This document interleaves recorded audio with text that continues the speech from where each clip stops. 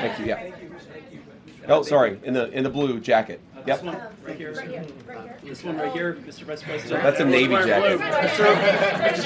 Should we have a debate about the difference between blue and Navy? Not that guy, because you give a speech whenever you ask a question. I'm going to give her an opportunity. Sir, have you seen the Pope's reaction to this? Hold on. There's been a lot of frustration among Guys, you're speaking over the person who's asking the question. There's been a lot of frustrations with Americans, particularly about the gas prices. You touted the fact that they're coming down. The president has gone on True Social touting this.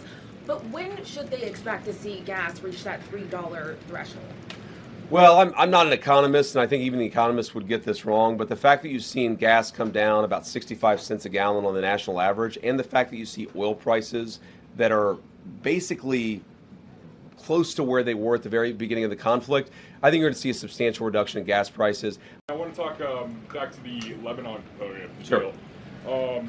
There's a report in Axios that Netanyahu's fuming over this.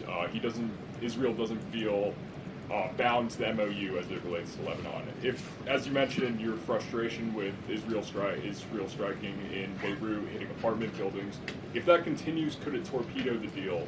And what would the U.S.'s response be to a broader war in Lebanon involving Israel and Hezbollah? Yeah, well, I don't want to get into hypotheticals that could torpedo the deal, because I think the president's expectation is that all of our friends, the Israelis, the Arabs in the region, we're going to work together and actually see this deal to completion. Now, I saw the Axios report, that Netanyahu is fuming. That's not reflective of the conversations that I've had with him, but maybe he's saying something to somebody else that he's not saying to me.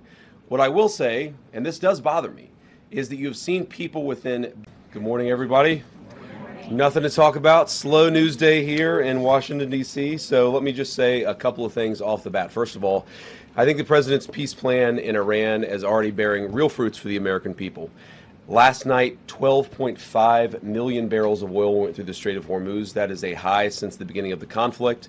Oil prices are down nearly at their level from the pre-war conflict. Gas prices dropped below $4 a gallon today for the first time since the conflict. And importantly, they're going to keep falling further given how low oil prices are.